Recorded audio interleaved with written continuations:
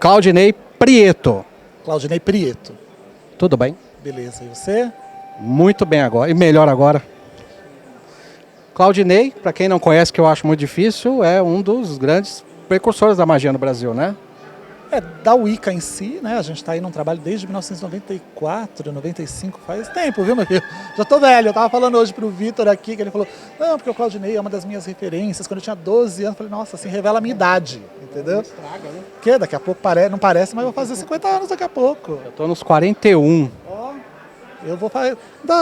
Cheguei muito mal, perto de mim eu sou seu pai. Olha Imagina. É que cabelo grande, se eu deixar também meu cabelo, tá todo branco, né? Claudinei, não só o Museu de Magia e Bruxaria, não só Old Religion, Mystic Fair também. Mystic Fair também, que se tornou essa grande referência, né, em termos de feira no Brasil, que está aí já há 14 anos.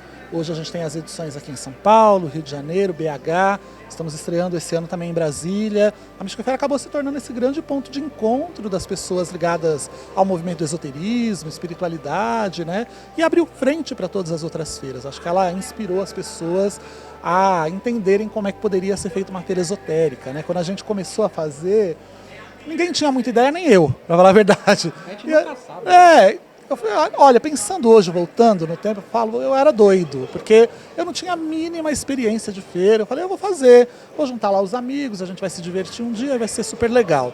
E no final, quando a gente abriu as portas, a gente recebeu nos 2 dias 10 mil pessoas. O lugar não tinha nenhuma estrutura para receber nada daquilo, né?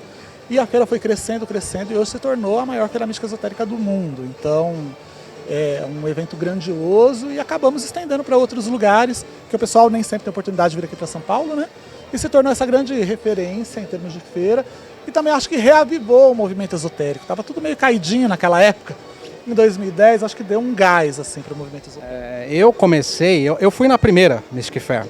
E eu comecei a sonhar em fazer isso que eu estou fazendo hoje com uma Mystic Fair que eu fui, e a Rádio Mundial estava lá fazendo entrevista e tal, eu senti um chamado, sabe?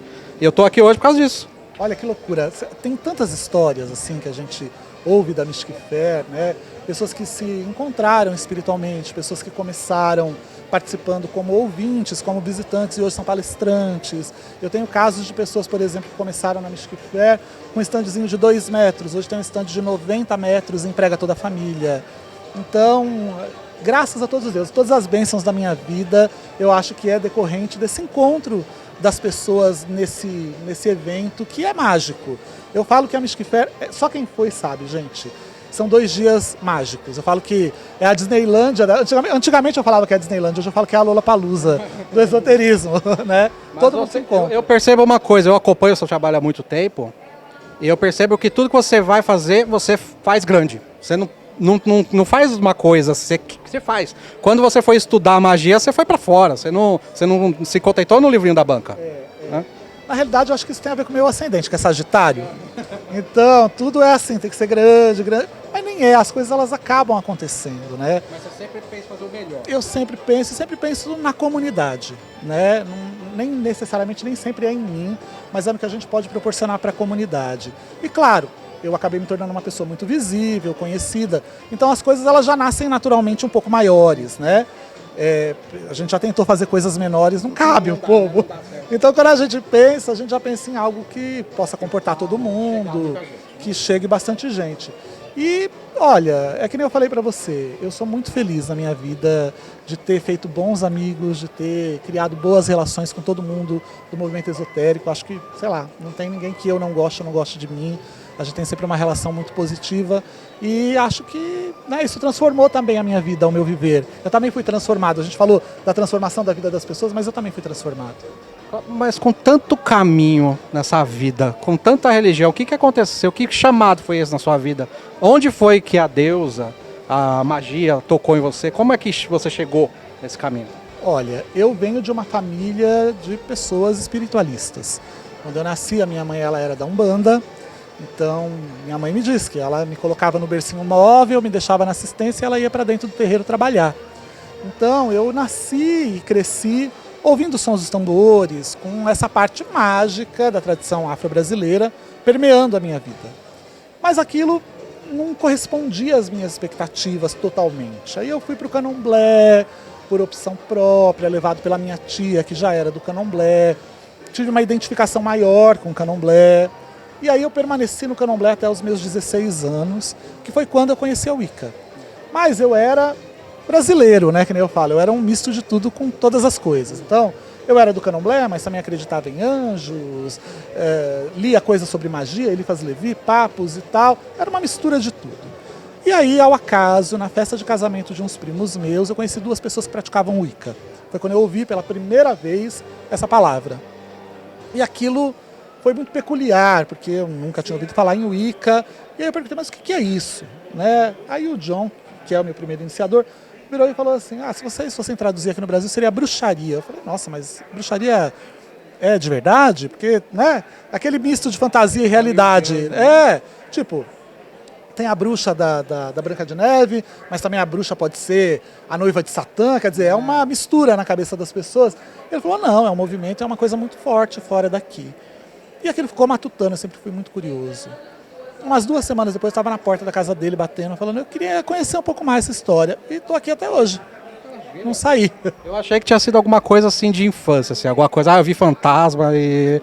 Cara, não, porque como eu nasci numa família da Umbanda, depois do candomblé já era muito natural essa coisa da espiritualidade para mim. Com 10 anos eu ganhei meu primeiro tarô, com 12 anos eu fiz meu primeiro curso de tarô. Eu sempre fui muito prodígio, tudo aconteceu quando eu era muito pequeno. E eu sempre tive um chamado espiritual, eu sempre tive uma vocação sacerdotal. Durante muito tempo até achei que eu ia virar pai de santo, né? Eu e todo mundo achava. Mas era aquela vocação para o sagrado. E aí quando eu... Padre nunca, né? Nunca pensei em ser padre. Nunca. Sempre foi com algo ligado a esse universo mais mágico. E eu sempre achei que eu fosse virar alguma coisa, mas achava que ia virar pai de santo. Acabei não virando, acabei virando sacerdote, mas da Wicca, porque era o chamado para a vocação sacerdotal, né? Então, eu acho que assim, quem tem um chamado para a vocação sacerdotal, pode servir os deuses de qualquer tradição, de qualquer religião, ele vai ser um bom sacerdote em qualquer lugar, né? E eu sempre tive esse chamado, e quando conheci a Wicca, aquilo tocou no meu coração, aí lembrei das Brumas de Avalon que eu tinha lido lá com meus 13 anos de idade, falei, nossa, então é tudo verdade, né? E porque eu lembro que quando eu fechei o último livro, que acho que é O Prisioneiro da Árvore, se não me engano, da quadrilogia, falei, nossa, que legal, pena que isso daqui não existe mais, né? Pá, fechei e aquilo ficou.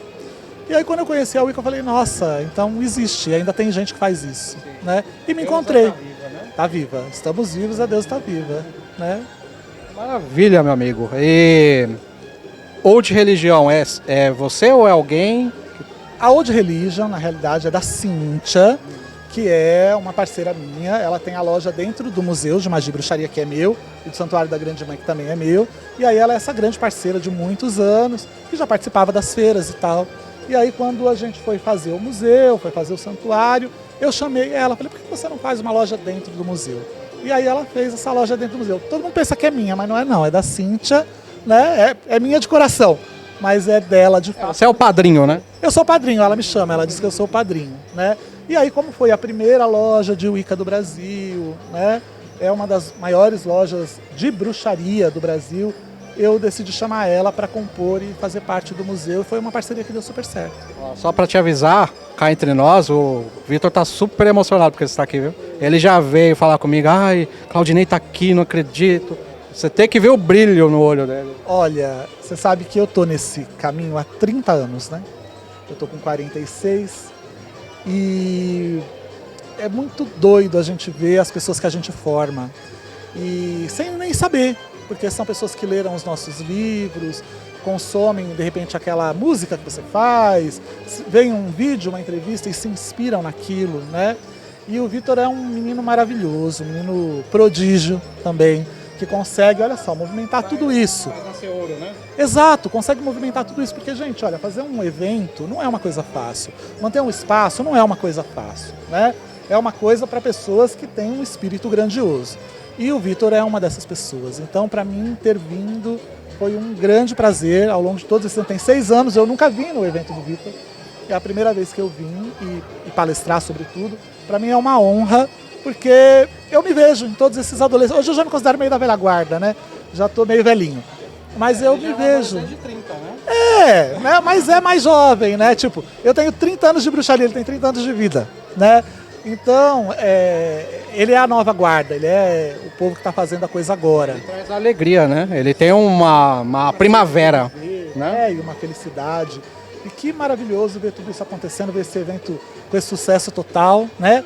Ver que todo mundo deu as mãos e está dando as mãos, ajudando ele também, pessoas maravilhosas aqui, expositores maravilhosos. Vitor, você está de parabéns e que seja o sexto de 60, né?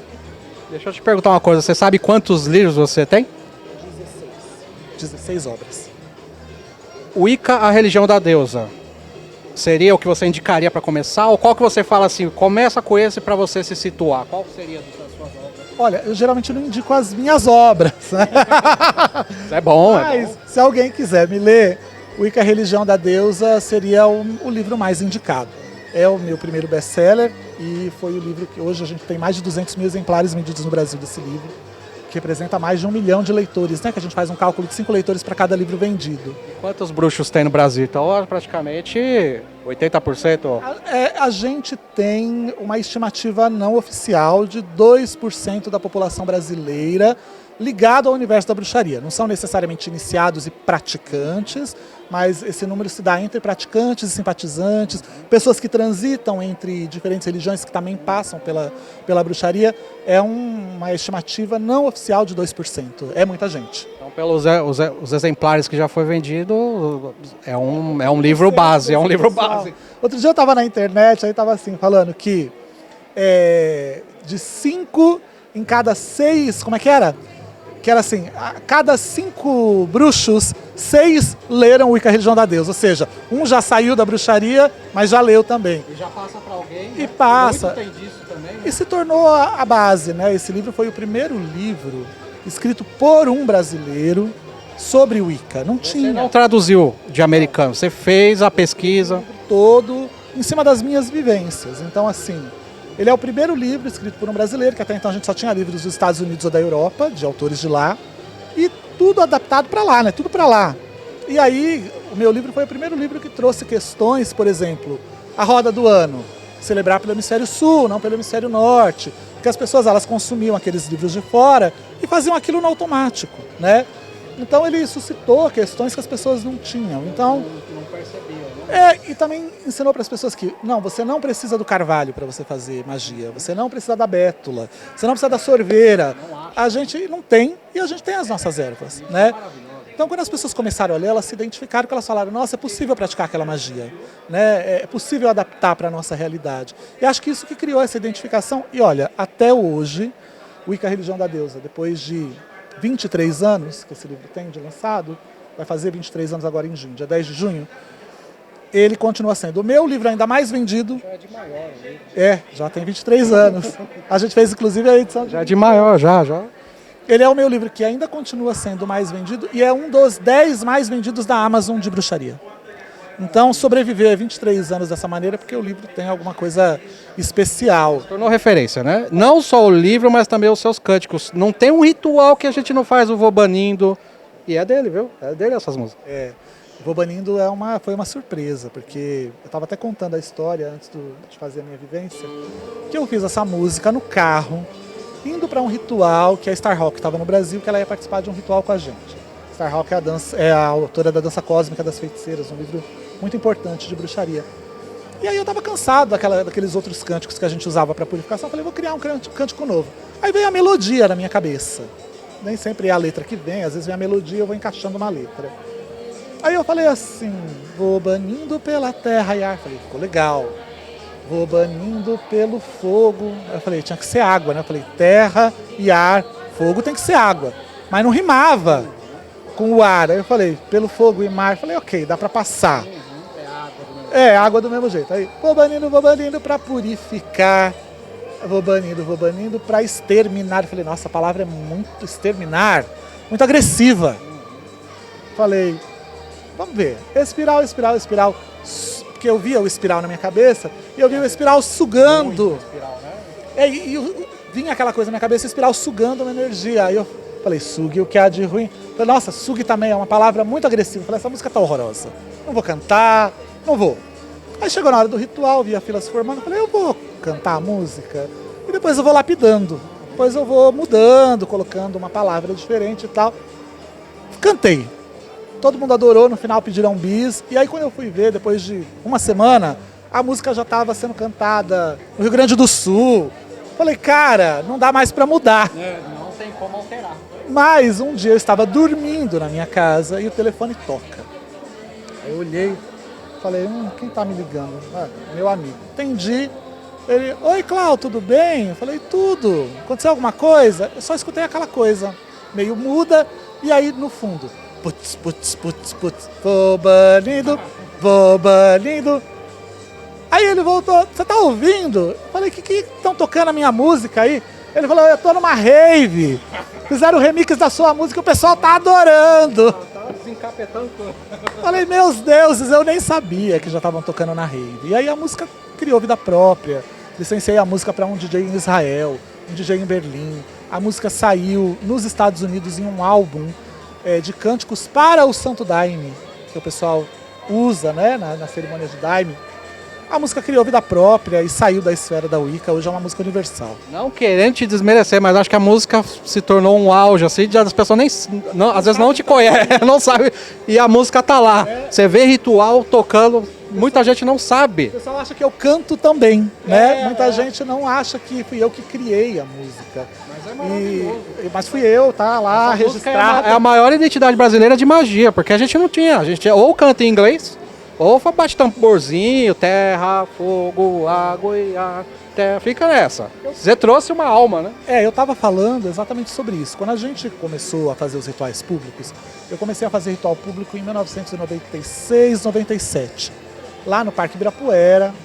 E aí, uma coisa que me incomodava muito era que as pessoas não usavam cânticos, música natural, música acústica nos rituais. Elas colocavam o CD da Lorena McKennitt de fundo e faziam ritual, colocavam a Enya de fundo e faziam ritual. E eu venho de uma tradição espiritual, onde o tambor é muito forte, né? É a alma daquela espiritualidade. E, obviamente, sabia que nos Estados Unidos as pessoas já usavam esses cânticos e já usavam tambores, chocalho nos rituais. Eu falei, a gente precisa trazer essa cultura para o Brasil também. Na época, não tinha Spotify, não tinha Deezer, não tinha YouTube, não tinha nem celular. Tinha CD. Tinha CD, LP, tinha acabado de acabar, assim, aquela cassete, época, né? Tava aí. Fita cassete e CD. E aí o que acontecia? A gente importava tapes, fita cassete, dos Estados Unidos. Tinha um site chamado Lady Sleeper, que era uma grande distribuidora musical de artistas pagãos, de espiritualidade da terra nos Estados Unidos. Aí você ligava... Como que você achou isso sem internet, que não tinha... Cara, não tinha internet, não tinha nada, tinha aqueles álbuns, beijo amor, tinha aqueles catálogos que eles mandavam pra gente pelo correio. Você mandava uma carta com selo e eles mandavam pra gente pelo correio. E aí, olha que tecnologia pra época, hein, que é a época do fax. Você ligava... E aí falava assim, se você quiser ouvir um pedaço da música X, digite não sei o quê. Você quer ouvir um pedaço da música tal, digite não sei o que lá. Aí a gente digitava para poder escutar o pedaço da música e pedir o tape. E aí os tapes começaram a chegar no Brasil. E assim, era a glória e o desespero. Porque quando chegava uma fita legal, ok, vamos fazer uma versão. A gente começou primeiro fazendo versões de músicas. Mas às vezes o que acontecia... O tape, na hora de passar na alfândega, eles passavam naquele magnético e desmagnetizava a fita inteira. A fita chegava completamente muda, né? E foi assim que a gente começou a introduzir os cânticos no ritual. Eu achei que eu era velho comprando, lembra? Comprava livro, vinha no final do livro, para você escolher algum, manda a cartinha. Nessa época também, né? Isso aí é muito mais lenda do que o... 96, 97. Era desse jeito. Lady Sleeper existe até hoje, tem um site na internet. Agora é por download. Agora é tudo, né, via download, Spotify e tal, mas eles ainda existem. Acabou se tornando uma distribuidora, né, de músicas. Foram pioneiros, né? Os direitos, então eles acabaram se transformando nessa distribuidora, né? E foi assim que a gente começou a introduzir os cânticos. Se você olhar a estética das pessoas que usam as músicas no ritual é a estética que eu acabei introduzindo. É o tambor redondo, que é o Buffalo Drum, que eu trouxe dos Estados Unidos, que eu utilizei, e as pessoas foram replicando e foram colocando as músicas no ritual e criando coisas maravilhosas, né? Então hoje a gente tem uma quantidade imensa de músicas que não fui eu que criei, que outras pessoas criaram. Você vai lá no YouTube, no Spotify, você vê coisas maravilhosas que foram inspiradas também por esse iniciozinho aí de tudo. É que às vezes a pessoa entra nesse meio, acha assim que a roda do norte é mais poderosa por ter mais tradição. Tem gente que roda pelo norte por isso, né? Por esse argumento. Mas a espiritualidade é a mesma, a natureza é a mesma, a força que está regendo lá rege aqui, né? Invertido, mas rege. Em algum lugar do mundo está sendo inverno. Pois é, então eu não acredito nisso, que lá é melhor, porque lá tem mais. Eu não acredito nisso, nunca acreditei, viu? Olha, eu sou suspeito para falar, eu já viajei o mundo inteiro atrás de bruxaria, né? Conhecendo os lugares, os grupos, os covens, as tradições, os lugares sagrados. Eu tenho 9 iniciações em tradições diferentes de bruxaria, então viajei muito indo atrás de bruxaria para trazer para o Brasil. E sou suspeito para falar porque eu acho que a nossa bruxaria é a melhor do mundo. Eu acho. Não só acho, viu, gente? As pessoas que vêm de fora também acham. A gente tem uma magia viva que é nossa, é daqui, é do nosso povo, é da nossa cultura, é da gente, é do Brasil, né? A maior decepção que eu tive de magia na minha vida foi a primeira vez que eu fui para a Inglaterra. Todo mundo acha que a magia está lá, porque lá surgiram as ordens mágicas, Golden Dawn, a própria Wicca surgiu lá, com Gardner. Não tem mais bruxaria na Inglaterra. Tem os lugares sagrados, as pedras. O povo não tem. Todo mundo muito velho, a maior parte das pessoas já morreram, a tradição não teve uma continuidade. A bruxaria hoje está viva, graças aos Estados Unidos, graças à Austrália e graças ao Brasil. E Escócia? Escócia não também? Que falam que tem uma alma ainda viva, uma alma nórdica forte. Tem a aura mágica dos lugares sagrados, mas não tem os praticantes, entendeu?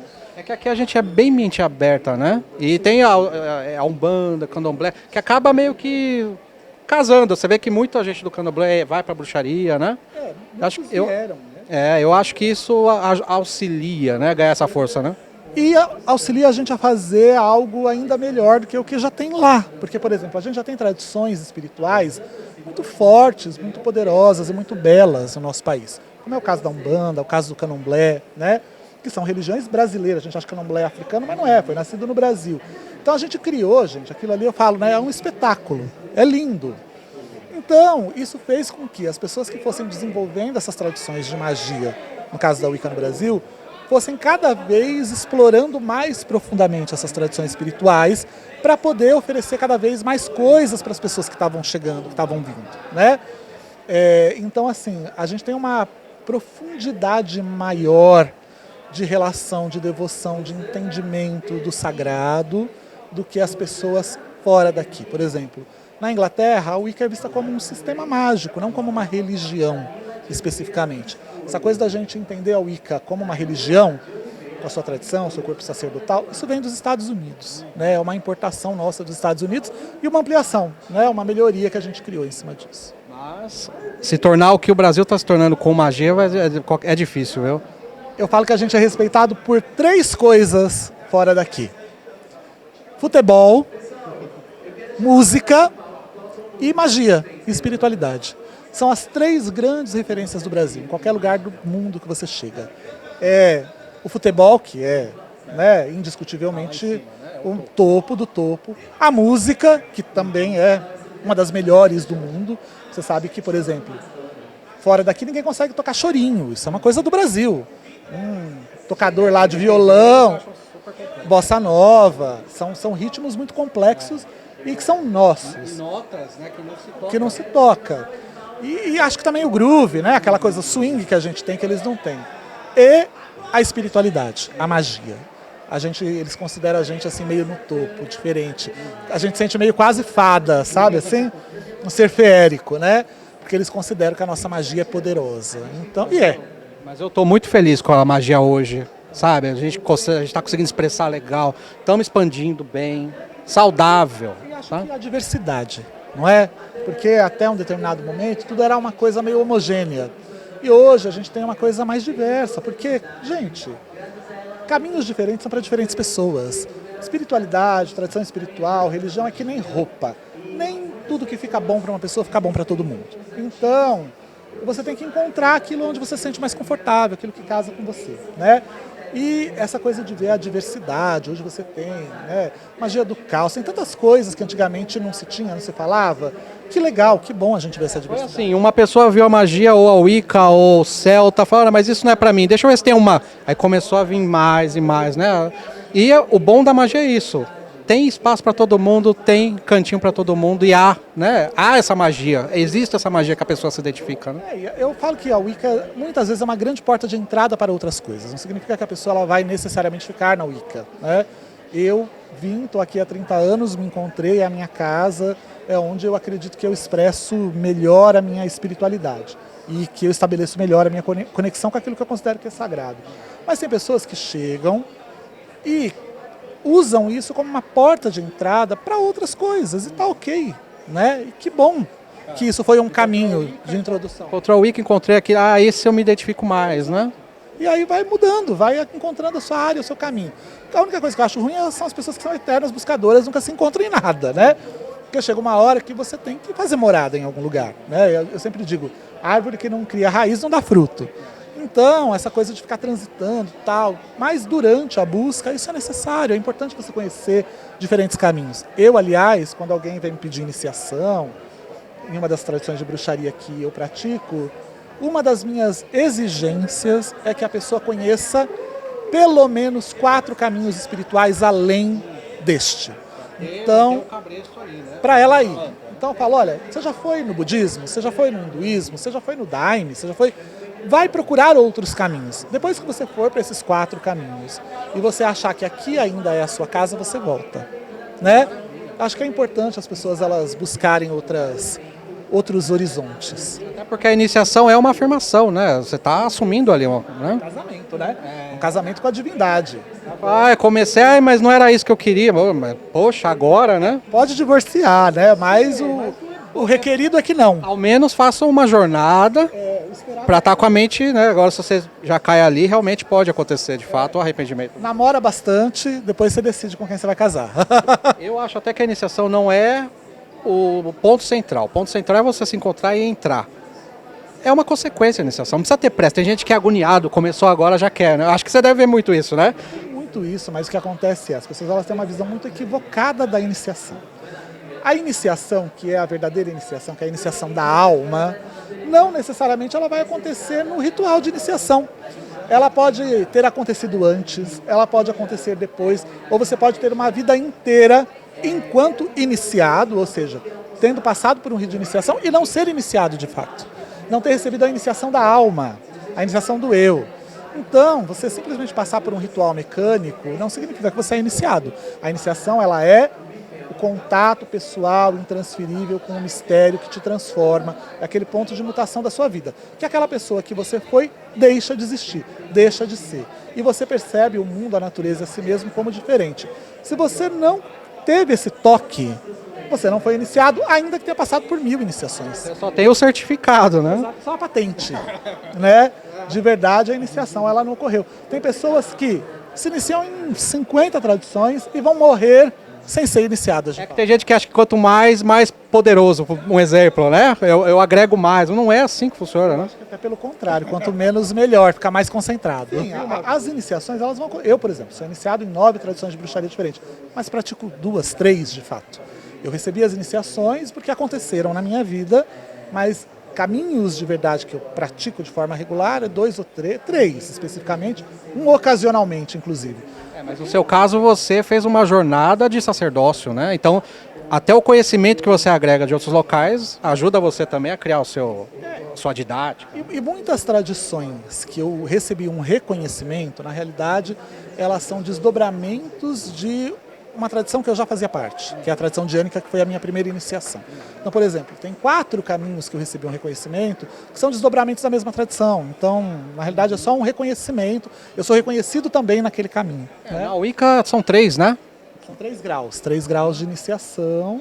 que você recebe primeiro, segundo, terceiro grau. Né? Nas tradições, como a tradição gardneriana e alexandrina, agora tem outros caminhos de Wicca que tem outras formas. Tem tradições de Wicca que tem 1 grau de iniciação, tem tradições de Wicca que tem 7.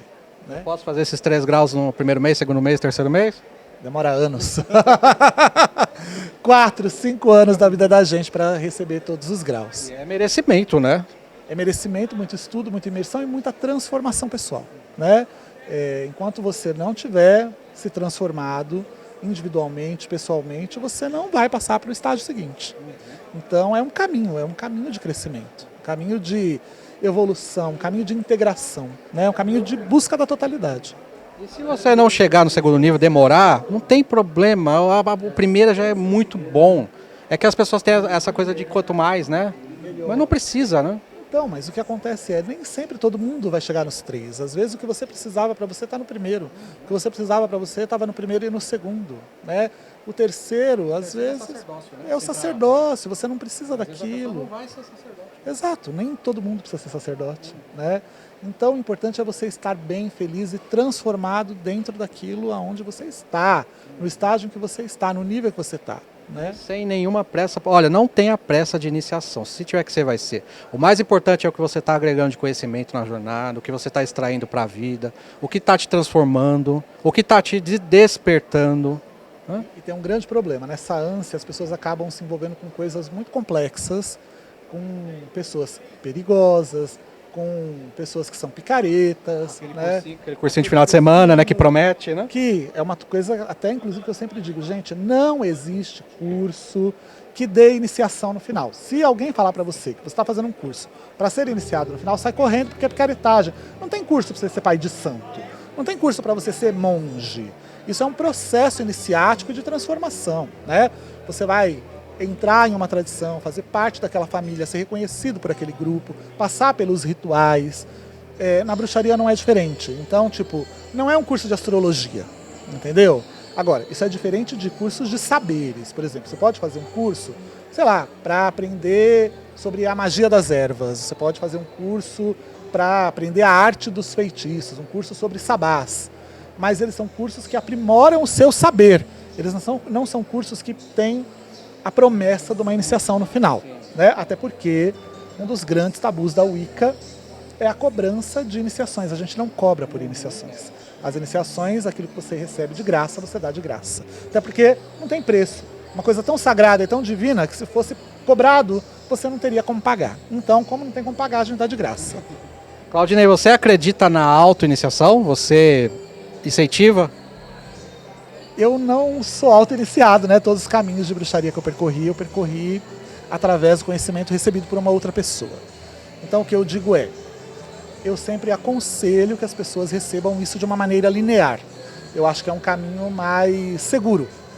Você receber isso através de alguém que recebeu de alguém, porque aquela pessoa ela recebe isso via um método testado e aprovado, que funciona, né? Porque é o que acontece, gente. Se iniciar eu sempre digo, chamar o universo para um grande desafio. Quem for mais forte vai vencer. Você tem que ser mais forte do que o universo. Se você for mais forte, você vai receber a sua iniciação. Senão, o universo vai ganhar. Então, no meio do caminho, o que acontece? Muitas coisas vão acontecendo, perigos vão acontecendo, coisas complicadas vão acontecendo no seu caminho, que são as provas iniciáticas. E nem sempre você sozinho vai ter condições de identificar, saber ou conhecer as trilhas para você superar aquilo, para você integrar aquele ensinamento. Então a gente já teve, por exemplo, casos de pessoas que foram fazer auto-iniciações, um caso muito famoso que ficou conhecido aqui no Brasil, do Rodrigo Sacavicius, por exemplo, foi fazer uma iniciação lá em Paranapiacaba e acabou morrendo no ritual de auto-iniciação dele. Claro, foi um crime, foi uma barbárie, uma coisa horrorosa, né? Que, obviamente, os criminosos devem estar pagando até hoje. Mas o que a gente entende de um ponto de vista mágico? Ele provavelmente não estava preparado para aquilo, não estava preparado para aquela iniciação. Se fosse um sacerdote preparado, ele ia ter escolhido um outro local. Não, gente. E a auto-iniciação, pegando o seu pensamento, o problema da auto-iniciação é que ela não sabe o que está faltando no conhecimento dela, por exemplo, para ela se auto-iniciar. Se está com o sacerdote, ele vai passar todo todo o ensinamento necessário, né? Toda a maturidade. Ele conhece o caminho e ele fala, ó, vai por aqui que é mais seguro, vai por ali que é mais seguro. Então você evita riscos. Claro que isso que eu estou falando é uma coisa extrema, né? Nem sempre uma auto-iniciação vai terminar nisso. Mas o que acontece? Muitas vezes você pode se perder no meio do caminho e perder a identidade de si mesmo, que é, na realidade, o maior perigo dessa busca sozinha, né? Eu digo que você ser iniciado por uma pessoa que foi iniciada já, né? Receber isso de forma linear, ou ser auto-iniciado, é que nem você chegar em um destino. Se eu for com uma pessoa que conhece o caminho, eu vou chegar mais rápido, vou saber a trilha, vou saber como chegar sem perigo. Se eu só der um endereço num papel para você, sem pensar no GPS, você vai ter que encontrar o caminho por si só, vai se perder muito até você chegar, se você chegar no destino final. E a auto-iniciação, na verdade, não tem nem esse papel aí. Então, o melhor mesmo é receber isso de uma forma linear. Agora, de fato, algumas pessoas, elas fazem a sua auto-iniciação e são transformadas? Sim, de fato isso acontece, né? Mas são pessoas que são genuinamente transformadas, pessoas que você consegue perceber que a busca espiritual delas provocou uma mudança áurica mesmo. Você vê aquela pessoa, ela é diferente, ela brilha diferente, né? Existem casos, mas é 1 em 1000. Eu acho que assim, se a pessoa trilhou uma boa jornada, chegou na maturidade espiritual, eu acho que se ela não tiver meios, que às vezes a pessoa está num local que não tem, né, sacerdote, mas ela é madura o suficiente, e agora, geralmente quem quer a auto-iniciação é o adolescente, né? É sempre alguém que não estava, de fato, preparado para a auto-iniciação. Né? E um grande problema, na realidade a gente tem um problema de tradução da terminologia auto-iniciação no Brasil. Quando as obras chegaram no Brasil, e você traduz auto-iniciação, é self-initiation em inglês, né? E aí você traduz como auto-iniciação. Só que quando você olha ou você observa a palavra em inglês, isso daí tem um trocadilho, tem uma coisa muito importante que ninguém percebe. Self-initiation é a iniciação do eu. Self é eu. Então, o que é essa auto-iniciação que se fala? Na realidade, é a iniciação da alma, é a iniciação do eu, é a transformação pessoal que você passa através da busca da magia. Então, na verdade, nem precisa do ritual de auto-iniciação, isso acontece com a jornada sendo forjado ali, né, pela vida. A vida te inicia, ela faz a iniciação do seu eu. Então, há um problema de compreensão disso, que em inglês não tem, em português a gente tem na hora de traduzir a palavra. Pior que tem muito disso, né? Muito ensinamento que acaba vindo muito, como que fala, não é linear, é ao pé da letra, muita coisa, e não é bem assim, né? Também. Então, assim, isso é uma coisa que ninguém nunca para pensar, por exemplo, na terminologia da auto-iniciação, mas é a iniciação do eu, da alma. Mas lá fora não existe uma auto-iniciação? A pessoa...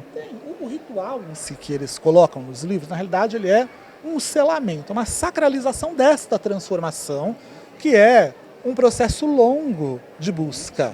E aí, depois desse longo processo, você faz aquele ritual para sacralizar. E a auto-iniciação, ela surgiu nos Estados Unidos, na realidade começou já na Inglaterra com a Doreen Valiente, que ela dizia quem iniciou o primeiro bruxo. Mas nos Estados Unidos, o que aconteceu? Quando a bruxaria chega na década de 60, mais precisamente em 1964 nos Estados Unidos, e ganha o gosto popular, acaba-se tendo mais pessoas querendo fazer parte da Wicca do que grupos para iniciar essas pessoas. E aí, os líderes espirituais dos covens naquela época chegam a um consenso de que eles vão compartilhar, através de livros, uma porção do conhecimento que pode se tornar público, né? E vão dar para a pessoa um ritual em que ela vai se dedicar aos deuses para que ela possa praticar a parte pública daquela espiritualidade durante um tempo, até que grupos sejam formados para receber essas pessoas e essa iniciação ser validada. O que acontece é que continuou crescendo. Eles não esperavam que os grupos iam demorar muito tempo para serem formados e que o crescimento continuaria sendo grande. Hoje, nos Estados Unidos, a despeito do muçulmanismo ser a religião que mais cresce no mundo, nos Estados Unidos, a Wicca é a religião que mais cresce nos Estados Unidos. Mais do que o muçulmanismo nos Estados Unidos. Wicca nos Estados Unidos é tipo Umbanda, que todo mundo conhece. Cada esquina tem uma loja de produtos de bruxaria. Mas será que não é o Halloween ajudou, né? A festividade? Na realidade, o Halloween já existia quando a Wicca chegou lá, né? Na realidade, o que acontece é, obviamente, americanos são descendentes de ingleses. Obviamente, essa religião é uma religião que veio da Inglaterra e que fala a alma daquelas pessoas, né? Então, as pessoas elas têm uma identificação espiritual com aquele caminho. Mas, sobretudo, a Wicca ela é uma religião que está completamente de acordo com a visão de mundo moderno que a gente tem. Respeito à natureza, respeito à mulher, devolver à mulher o seu lugar de direito na sociedade, na espiritualidade, na religião, cuidar do planeta, né? Ter uma vida mais consciente, ter consciência do seu impacto, da sua vida, das suas ações sobre a natureza. A Wicca fala sobre tudo isso. Acho que a Wicca conversa muito com magia natural. Os ensinamentos permeiam, né? Na realidade, a magia natural ela é a prática da magia de conexão com as forças da natureza, que está presente em diversas religiões e também na Wicca, né? E o que acontece eu acredito que a religião ela cresce muito nos Estados Unidos porque ela está totalmente de acordo com esse mundo novo que a gente quer ver. Então as pessoas sentem uma certa identificação. Claro, tem a identificação cultural, tem a identificação via DNA, né? Mas também tem essa identificação do que a gente quer ver no mundo, né? E aí, sabe que todo mundo nos Estados Unidos me pergunta, né? Sempre assim, por que a Wicca é tão forte no Brasil? Se vocês não são descendentes de ingleses, não é? Por que isso acontece? Se a gente pensar, nós somos descendentes de portugueses. Portugueses são descendentes de celtas. E essa tradição espiritual, ela tem uma influência celta muito grande. Sem falar a porcentagem de italiano, né? Magia, né? Aqui somos todos, né? Somos o mundo, né? Mas Portugal vem de Portugales, né? O Porto dos Galeses. Então, quer dizer, a gente tem esse chamado também por uma outra via, por um outro DNA, mas tem. Querendo ou não, a África, a porcentagem da África também tem magia, que acaba agregando, né? A magia veio de lá, né? Na realidade, porque a vida veio toda da África, então tudo veio de lá.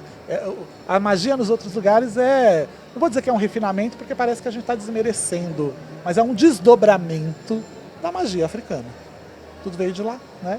Você sabe que eu digo que para a gente entender essa relação com a África e o nosso débito com a África, né?